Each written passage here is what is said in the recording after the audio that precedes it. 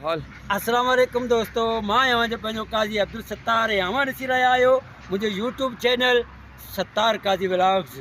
जी हाँ दोस्तों, मां हींअर बीठल आहियां अल फतह मॉडल टाउन उबावड़ो बाईपास ते, जिते असांजा मशहूरु टिकटॉकर साजिद हुसैन मलिक अवां जंहिंखे ॾिसंदा आहियो टिकटॉक ते, जंहिंखे तव्हां लाइक कंदा आहियो, कमेंट कंदा आहियो, शेयर बि कंदा आहियो, ऐं असांजे उबारे शहर जेके नालो आहिनि, मशहूरु शख़्सियत आहिनि, अॼु हुननि सां बि मुलाक़ात थी आहे। जीअं तव्हां हुसैन मलिक साहब सां मिलूं था। अचो दोस्तो।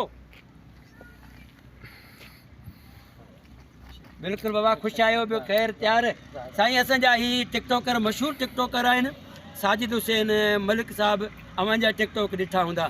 असां साजिद हुसैन मलिक साहब खे गुज़ारिश कंदासीं त मुंहिंजे चैनल जे लाइ अव्हांखे को सुठो रायो ॾियनि, सुठो मशवरो ॾियनि। बाबा अब्दुल सत्तार के लाइक करो, फॉलो करो, कमेंट्स करो, महिरबानी करे इनके मथे आणो। सिटी उबाड़े जो आहे, जिनके जो चाढ़ींदा वे तो वॾो ख़ुशि थींदो, ख़ुशि नसीब। मां बि मूंखे ॼाणंदो पहचानो सुञाणींदा शाहरुख खान उर्फ शाहरुख खान, नालो साजिद हुसैन मलिक। सिटी टोन ते ॿई अदाकार कराऊं त इनके वॾी में वॾी सपोर्ट करो। शहर उबाड़े जो आहे, या तव्हांखे दुआयूं कंदो, हिकिड़ो सो लाइक कंदा वे, कमेंट्स कंदा वे।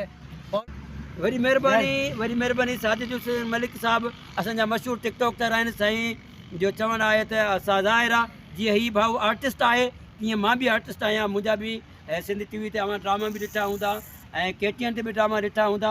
ऐं असांजो हीउ बहितरीनु दोस्त बि आहे।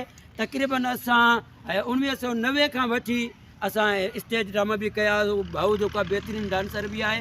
ऐं तव्हां ॾिठो हूंदो हिनखे साजिद हुसैन मलिक खे शाहरुख खान जा जेके बि गाना आहिनि उन ते परफॉर्मेंस कंदा आहिनि। ऐं मशहूरु असांजे हिन उबावड़े में जेके हिनखे जेको सुञातो वेंदो आहे, उहो सुञातो वेंदो आहे शाहरुख खान जे नाले सां।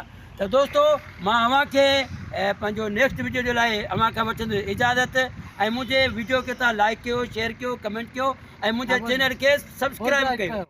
तव्हां दोस्तनि जी वॾी महिरबानी।